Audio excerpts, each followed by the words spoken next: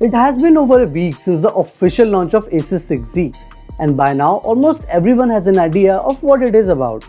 Now, most people are talking about the flip camera of the 6Z, which we will also take a look at in a minute, but there are also some very unique features which not many people are discussing. So we will talk about them to give you our first impression of the new Asus 6Z.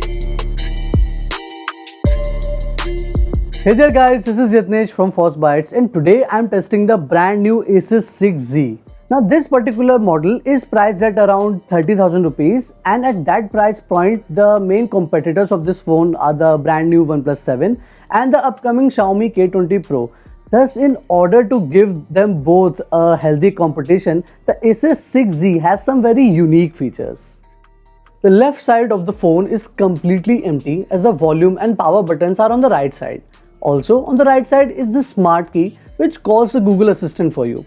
It can also be used for changing user profiles, taking screenshots, and also to open the torch. Starting with the specs, this model has 6GB of RAM, 128GB of storage and a Snapdragon 855 SoC. Now this particular CPU is quite popular in flagship phones nowadays. The latest OnePlus 7 and the OnePlus 7 Pro and the Xiaomi K20 Pro use the same SoC as well.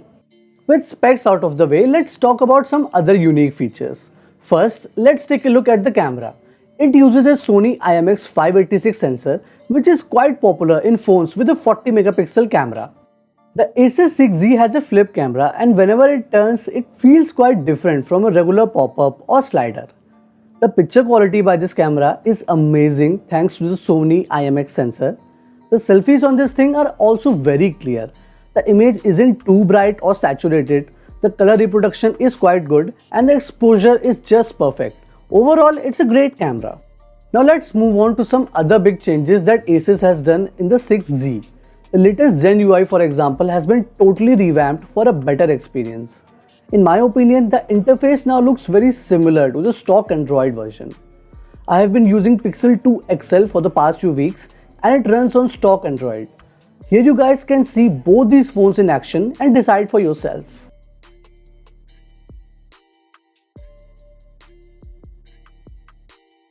The display of Asus 6Z is an LCD unit.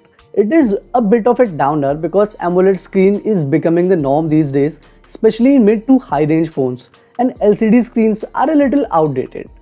The brightness of the screen is average, I would say, and the color reproduction is also kind of okay. However, being an LCD unit, it is quite easy to read under direct sunlight. However, I still think that an AMOLED screen should have been standard on this device. Another thing which makes this phone stand out is its battery. The Asus 6Z has a 5000 mAh battery, which is expected to run for more than a full day at least. In my initial testing, after using this phone for 4 hours, the battery went down from 36% to 10%. Another interesting thing about Asus 6Z is the UFS 2.1 flash storage. Now, this type of storage is found in flagship phones like the Samsung Galaxy S10. Here's a quick loading test to see whether Asus 6Z can load a game faster than the Samsung Galaxy S10. And as you can see, Asus 6Z is clearly the winner. The Asus 6Z marks the re-entry of the Asus into the mainstream mobile market after a long time. Now with this phone and its top-of-the-line specs, big battery and an upgradability storage option, Asus clearly has the right specs, at least on paper. However, we will need to test this phone out comprehensively before we can give you out our final verdict. So thank you for watching this video and stay tuned to Frostbites.